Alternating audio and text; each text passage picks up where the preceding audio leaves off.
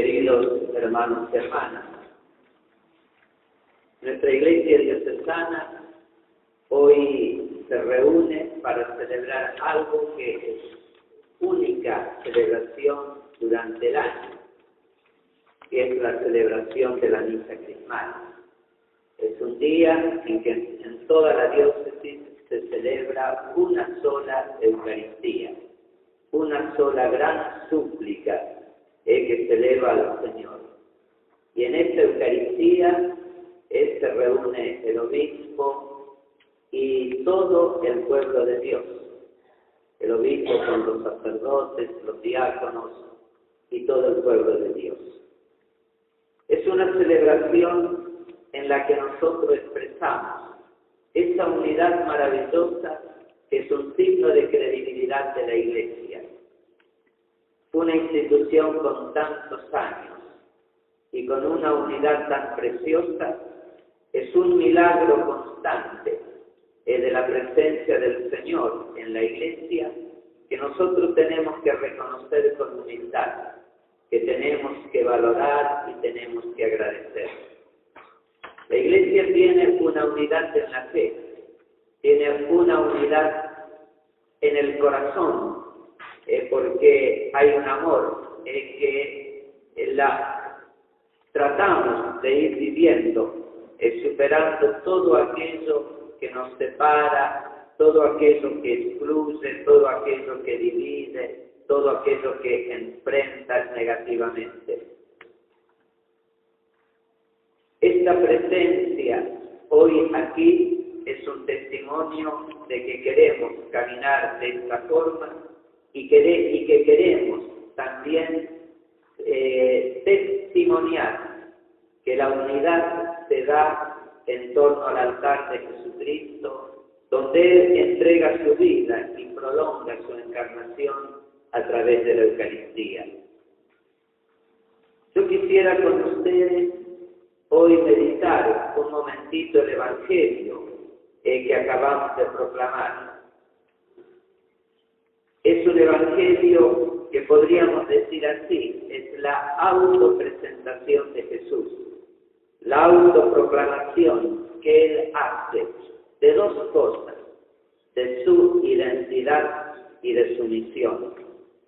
Una identidad y una misión que Él la sintetiza bajo una palabra. Él es el ungido, Él es el enviado de parte de Dios.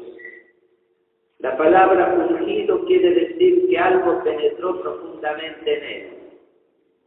El aceite que penetra y que ya no se saca más.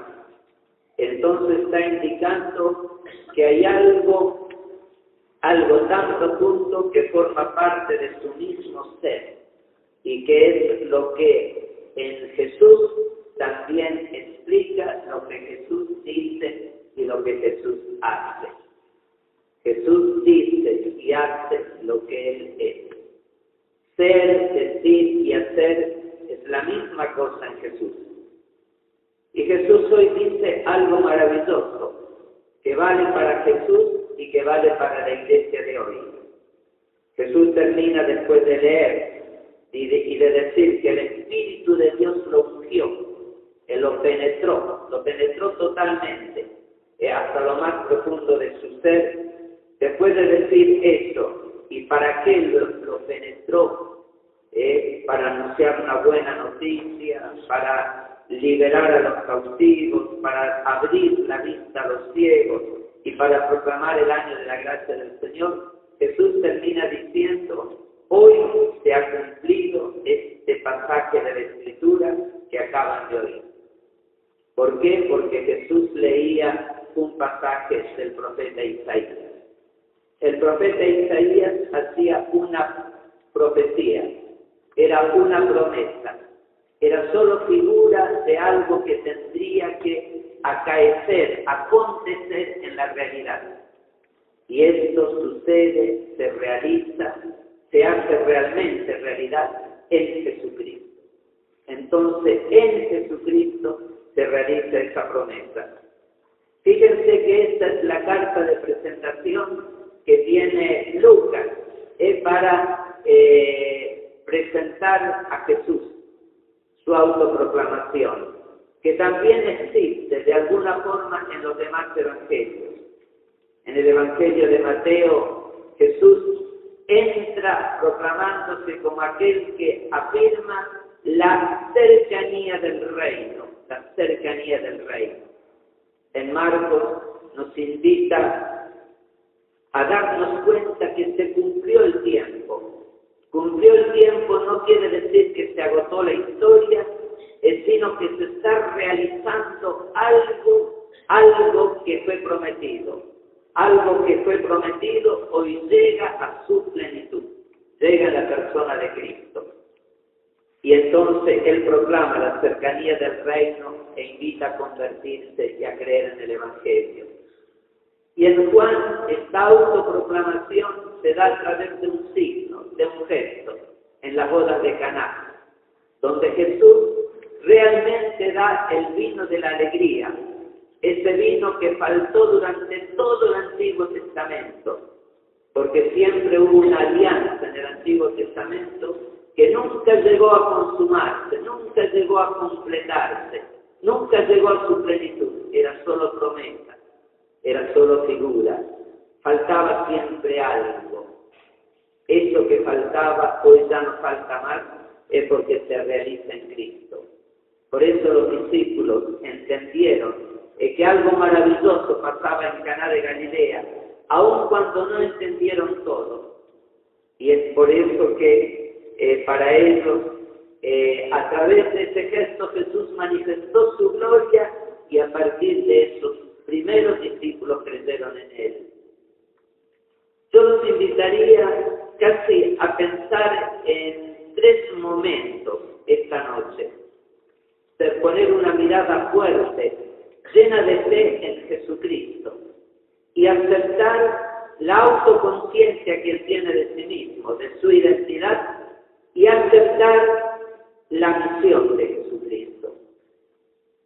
Porque solamente si a Él lo miramos desde esta perspectiva, entonces nosotros notamos realmente el Emmanuel, el Dios con nosotros, el Dios hecho hombre, aquel que se encarnó en el seno de María y que vino realmente a transformar toda la realidad humana. En el Antiguo Testamento la unción era con aceite, aceite perfumado, que hoy nosotros llamamos crisma. Unción se hacía a los reyes para que fueran realmente los que gobernaran al pueblo, llevando el pueblo hacia su libertad, hacia su liberación, que lo gobernaran en el derecho y la justicia, para que el pueblo pueda alcanzar esa felicidad y bienestar terreno que es un anticipo de las cosas que quiere Dios para la eternidad, pero que se tiene que realizar en todo lo posible en este camino, aunque no llegue a plenitud aquí en la tierra. Venían ungidos, por eso muchas veces cuando rezamos los salmos se habla del ungido y se refiere al rey. Fíjense, la palabra ungido significa que, bueno, que el aceite pasó por él, era un aceite que se le echaba sobre la cabeza, aceite perfumado que lo penetraba. Traducido de otra palabra en hebreo, la palabra ungido también viene a ser Mesías. Mesías quiere decir ungido. Y en griego traducido es Cristo, Cristo. Fíjense, nosotros entonces cuando nos decimos cristianos, estamos diciendo que estamos ungidos. Pero también se ungían a los sacerdotes, que tenían la función de conducir al pueblo por los caminos de Dios, llevar al pueblo por la alabanza, la acción de gracias, el arrepentimiento. Ellos llevar al pueblo a pedir el perdón de Dios. Pero en el Antiguo Testamento era un sacerdocio que proclamaba el perdón de Dios, pero un sacerdocio que en sí mismo no podía perdonar, no llegaba a perdonar. faltaba algo que se realiza en Jesucristo. Y también la unción se daba a los profetas, porque al profeta se lo reconocía como aquel que estaba capacitado para anunciar la palabra de Dios y llamar al camino de Dios, llamar a la verdad, a la autenticidad, a la verdadera fe, a dejar de lado las idolatrías, a decidirse por Dios. El profeta nos llama a que nos decidamos por Dios. Eso pasa en Jesucristo, pero hay una diferencia sustancial. En Jesús la unción no es simplemente a través del aceite, sino el que lo unge es el Espíritu Santo. El aceite va a pasar a ser un signo. El que unge es el Espíritu Santo. El que penetra el ser, el decir, el hacer de Jesús es el Espíritu Santo. Y si uno mira en el Evangelio, justamente esta autoproclamación de Jesús viene después del bautismo. Ese bautismo que Jesús no necesitaba, pero que de alguna forma realizaba para bautizar, santificar a aquel que iba a ser su pueblo. Jesús ungido por el Espíritu Santo. Es el Espíritu Santo que hace de Jesús el Rey verdadero, no el Rey de este mundo. Él fue ungido por el Espíritu Santo para servir, para ser un servidor puesto en medio de nosotros. Estoy en medio de ustedes como el que sirve. Fue ungido por el Espíritu Santo para liberar de la verdadera opresión. San Pedro dirá, para sacar el poder del demonio. Cuando Pedro habla a Cornelio en los Hechos de los Apóstoles, un convertido preparado por el Espíritu, totalmente preparado por el Espíritu, él le habla de que en Jesús tú, ungido por el Espíritu Santo, tuvo el poder, dice, tiene el poder de liberar a los oprimidos del diablo. En este sentido, la presencia de Jesús establece la novedad de que todo mal puede ser vencido, y puede ser vencido el mismo autor del mal, que es el demonio. En la sabiduría se dice que Dios ama la vida y que el mal, el pecado, no viene de Dios, viene justamente de un programa, de un proyecto, de estructuras que son opuestos al Señor. Jesús es Rey porque nos da el servicio de la vida, está al servicio de la vida de todos. Y para estar al servicio de la vida de todos, se hizo el más pequeño, el más necesitado, aquel que propone que la vida debe ser cuidada a partir del débil, a partir de los últimos. Pero Jesús fue ungido también como sacerdote. Como sacerdote, Él celebra la nueva alianza con Dios, la alianza definitiva y completa. Lo que no pudo el Antiguo Testamento, lo que falló en el Antiguo Testamento, que no llegó a su plenitud. Y en Cristo también, aquí, en cuanto sacerdote, es el sacerdote que realmente trae el año de la gracia. Qué cosa hermosa, ¿no? Aquí cuando el profeta dice, y Jesús lo hace suyo, dice que ungido por el Espíritu Santo viene a proclamar un año de gracia del Señor. Viene realmente a decirnos, fíjense, hay un camino nuevo que les propongo. Y el camino nuevo pasa por vínculos nuevos con Dios. Los vínculos donde Dios mismo se hace vida nuestra, Dios mismo viene a habitar en nosotros, no le basta estar cerca, quiere habitar dentro de nosotros.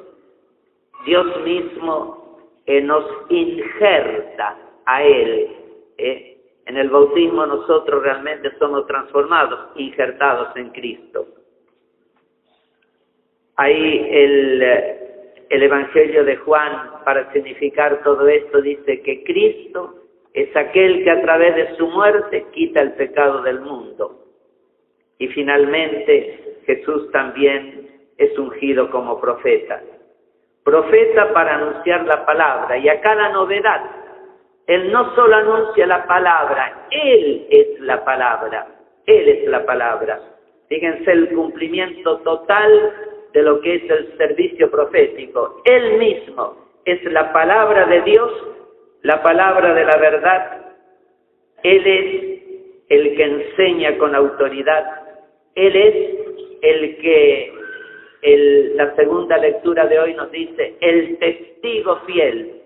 Fíjense el Apocalipsis, la primera definición que da de Jesús, dice que fue el testigo fiel. Y testigo significaba, dentro de la palabra, el mártir.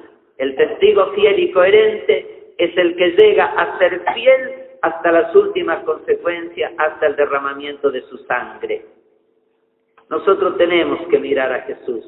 Nuestra iglesia tiene que mirar más a Jesús.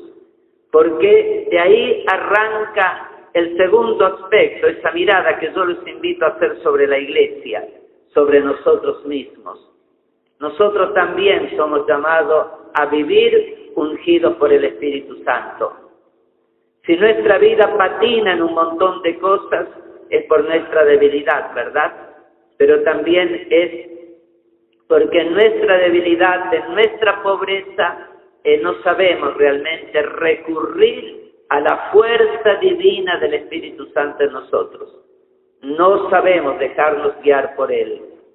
Hoy Jesús nos dice, ustedes tienen que ser una iglesia guiada por el Espíritu Santo. ¿Para qué? Para que vivamos realmente injertados en Cristo, para que nuestra vida se parezca a la de Jesús. La iglesia neuquina se tiene que parecer a Jesús. El modelo de vida de la iglesia neuquina es Jesús mismo, desde su evangelio, desde su vida real. Y acá entonces, esa iglesia ungida como reina, con poder real. El poder real es una iglesia servidora. Nosotros vamos a tener el poder real de Jesús si somos servidores como Jesús. Y si estamos dentro de la sociedad, para hacer que la sociedad tenga una vida nueva. Tenemos una obligación de hacer nuevas todas las cosas y hacer nueva nuestra realidad de sociedad. Tenemos la obligación de participar en la vida ciudadana. Y en la vida ciudadana tenemos la gran misión, mucho más que obligación. Estamos ungidos para hacer que nuestro testimonio sea realmente cristiano en todas las estructuras y que nada ni nadie esté por encima de Jesús y del Espíritu que nos guía. Ustedes piensen en estos tiempos, ¿no? Donde es importante pensar en el bienestar de todos, en superar un montón de cosas que no marchan del todo bien. Y acá no entro a criticar a nadie, pero no marchan del todo bien. Pero, ¿qué es lo que nos toca a nosotros? ¿Qué es lo que nos compete a nosotros para que esta sociedad sea nueva, sea distinta? Nos compete estar presente en todas las estructuras humanas, civiles, sociales, ciudadanas, estar presente con la identidad cristiana. Sí, perdonen, pero sí lo político o lo económico o cualquier otro interés está por encima de lo que es la vocación y misión cristiana que tenemos, entonces claramente nosotros no somos guiados por el Espíritu. No tenemos el poder real que Dios da, que no es un poder de opresión de los demás, sino que es de servicio y de transformación de todas las cosas. Nosotros somos ungidos también para ser profetas. El profeta es el que anuncia, es el que testimonia la verdad. Y sobre todo el profeta es aquel que la verdad en la boca del profeta la verdad se hace esperanza, la verdad se hace camino para que nuestra vida sea iluminada y orientada. Si no tenemos eso, estamos en la oscuridad. El profeta es aquel que, como Jesús, prende la luz en el mundo. Ustedes son luz del mundo, ustedes son levadura, ustedes son sal de la tierra. Son todas cosas que nos dice Jesús para que realmente nuestra actitud profética se vea. Y en ese sentido, nosotros entramos no como jueces de nadie, pero entramos como nueva propuesta. La Iglesia tiene que ser una nueva propuesta. No por lo que dice en primer lugar, sino primero por lo que hace, por lo que testimonia, y en segundo también por lo que dice.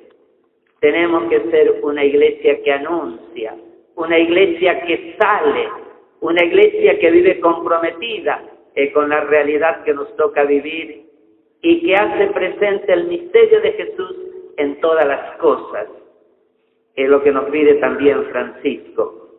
Y finalmente, nosotros, todo el pueblo es un pueblo sacerdotal. Todos estamos ungidos por el Espíritu Santo para ser sacerdotes en el único sacerdote del Nuevo Testamento, que es Jesús. Él es el único sacerdote. Él es el mediador entre Dios y los hombres. Él es el que realmente establece el contacto verdadero con el Padre y nos une entre nosotros. Él es el que santifica, el que transforma. Y este trabajo de santidad, que debe ser un poco el proyecto nuestro de vida. Juan Pablo II decía, al inicio del segundo milenio, decía que en el proyecto pastoral de todas las iglesias tiene que estar la meta de la santidad. Y la meta de la santidad es realmente vivir de acuerdo al Evangelio sostenido por la gracia de Dios. Nosotros así somos un pueblo sacerdotal, un pueblo que ofrece a Dios constantemente el único gran sacrificio, que es el sacrificio eucarístico. Y junto con el sacrificio eucarístico ofrece su vida. Un pueblo que todos los días hace memoria del sacrificio de Jesús, entregando su vida en las cosas cotidianas o en las cosas especiales que nos pueda suceder. La mayor parte de nuestra vida está hecha de cosas normales, de cosas de todos los días, de cosas pequeñas. Y ahí es donde tenemos que hacer nuestra ofrenda de Jesús eucarístico y nuestra ofrenda de nosotros mismos. Ahí. Y eso nos prepara también para los momentos difíciles, para cuando se necesita la coherencia en todo esto, para cuando se necesita abandonarse plenamente en Dios y tener confianza total en Dios. Somos un pueblo sacerdotal. Qué cosa hermosa.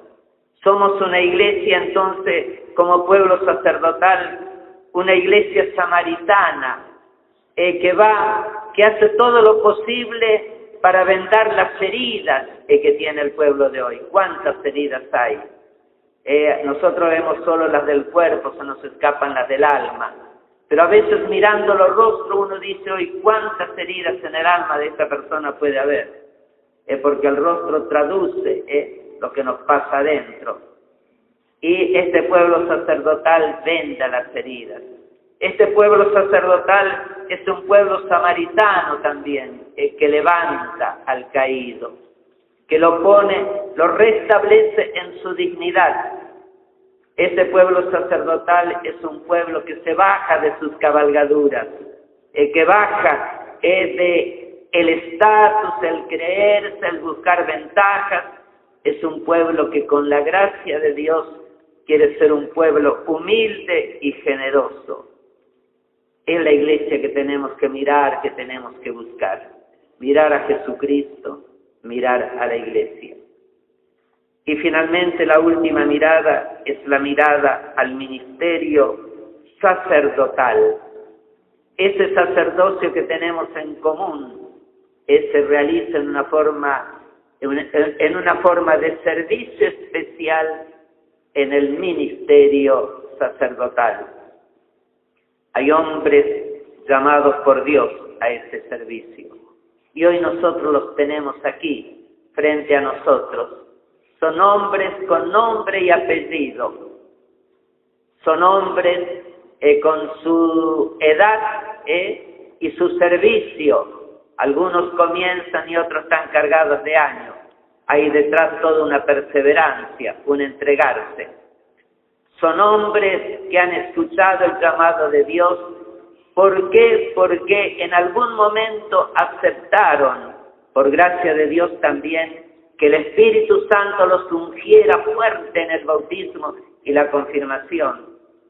El Espíritu Santo presente en ellos es que ha elaborado, los ha hecho capaces de decirle a Dios: aquí estoy para lo que tú quieras, aquí estoy para servir a mi pueblo, y aquí estoy con mis limitaciones, porque ninguno de nosotros no son ángeles, son hombres nacidos en las familias humanas, y quizás aquí haya algún familiar de los sacerdotes que están hoy aquí.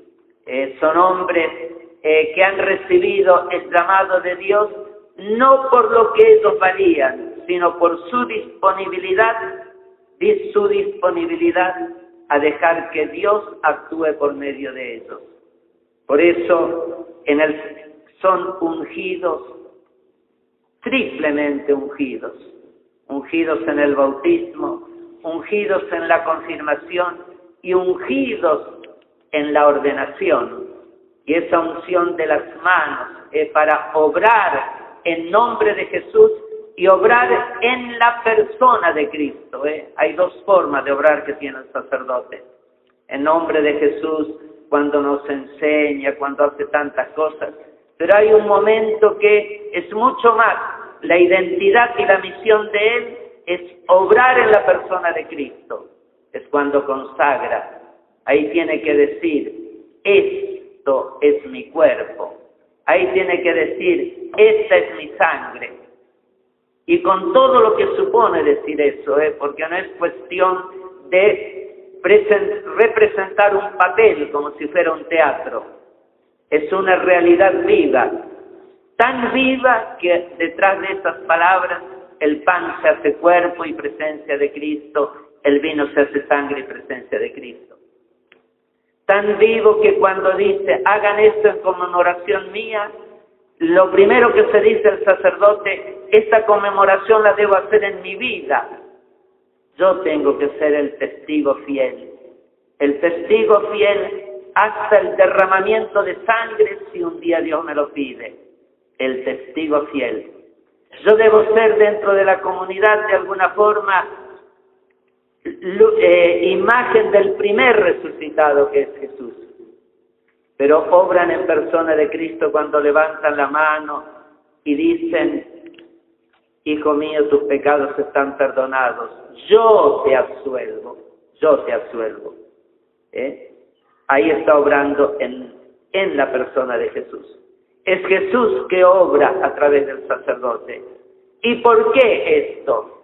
Porque toda la salvación baja del misterio trinitario, pero baja por la encarnación. Se hace carne, se hace visible, se hace hermano. Se pasa a través del hermano en el cual Jesús encarna su ministerio sacerdotal.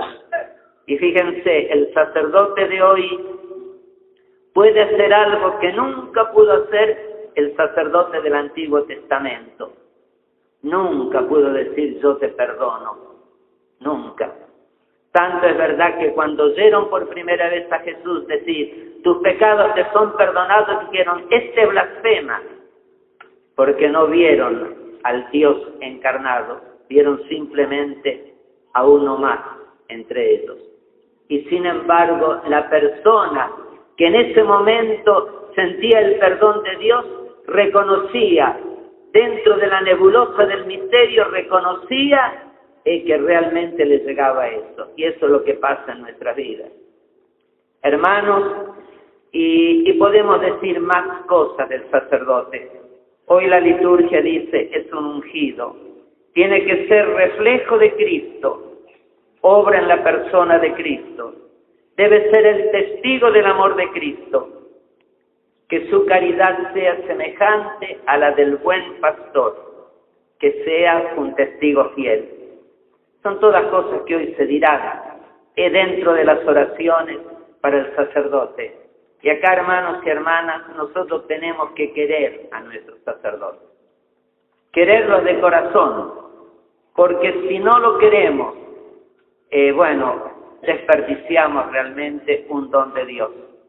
Si no los queremos, tampoco los ayudamos, tampoco los sostenemos, tampoco vamos a apreciar lo que realmente nos dan, que no es algo propio, algo suyo, sino que nos transmiten la salvación, la gracia. Ellos son lo que hacen posible que hoy en esta iglesia se viva un año de gracia. Y ese año de gracia que se vive con el sacerdocio ministerial no es un año de gracia de 365 días, sino que es un año de gracia abierto hasta la eternidad. Ese es el año de gracia, porque es la gracia de Dios que nace, que sale del corazón traspasado de Cristo en la cruz. Esa gracia de Dios, ese Espíritu Santo que Jesús entrega al morir en la cruz, eso entra en la vida del hombre, la mujer de hoy, y transforma nuestra sociedad. Nosotros tenemos que valorar todo eso, tenemos que sostenerlo con nuestra oración. Yo sé que ustedes lo hacen, No sé si hacen todo lo que tienen que hacer, eso sí. Y eso, es cuestión que cada uno se lo pregunte con mucha sinceridad. No sé si hacemos siempre todo. Yo creo que siempre podemos hacer más. Si estamos bien, podemos ser mejores, ¿verdad? Solo puede ser mejor el que está bien. Si estamos bien, podemos ser mejores.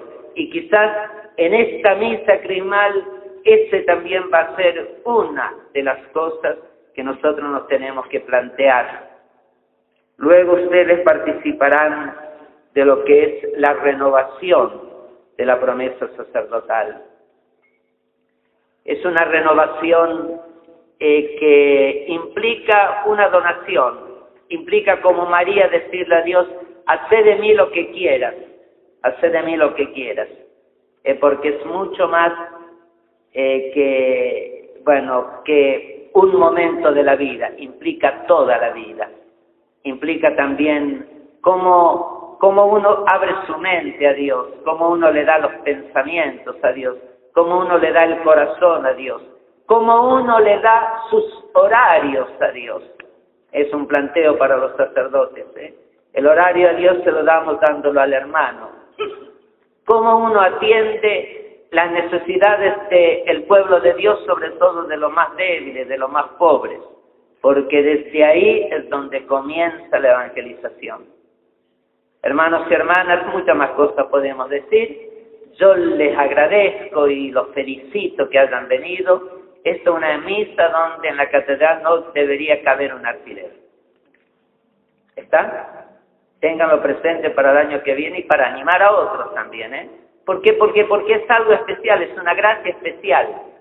Todas las misas son gracias especiales, pero hay algunas que tienen un carácter especial. Esta es una misa, esta es una celebración donde nosotros abrimos el corazón y le decimos, gracias, Dios mío, por todo esto. Gracias por haber nacido en el Nuevo Testamento. Gracias por esa plenitud que se nos da en Jesucristo. Gracias por la iglesia, esta iglesia que queremos. Hay que quererla con locura, la iglesia. Uno reconoce que tiene fallas, porque está hecha de nosotros con un montón de fallas, pero hay que quererla con locura, realmente con amor. Y hay que pedirle a Dios de morir como hijos de la iglesia, de perseverar en la fe de la iglesia, de dejarnos guiar por la fe de la iglesia y agradecer a Dios por el don de los sacerdotes y pedir más. Mire que necesitamos más. durante el Triduo Pascual, el Triduo Santo. Yo voy a ir a Butarranquil y a Barrancas, los que son pueblos atendidos desde Chosmalal, con mucho sacrificio y entrega de los sacerdotes salesianos de Chosmalal, los cuales tienen que atender Chosmalal, que es una pequeña ciudad, pero tiene sus exigencias, un montón de parajes y un montón de pueblos, ¿no? Y yo voy ahí porque un poquito, claro, como es lo más lejos. El obispo dice, el obispo de la catedral del obispo es a donde va el obispo, así que va a ser allá. Me parece importante, ¿no? ¿Y para qué? Porque todas las veces que voy ahí me parte el alma, me dicen, mándeme un sacerdote, pero yo no los fabrico los sacerdotes. No los fabrico y tampoco los hago. No sé si está claro. Los hace la familia, los hace el cristiano, lo hace el creyente, ¿no? Ese hace a nuestros sacerdotes.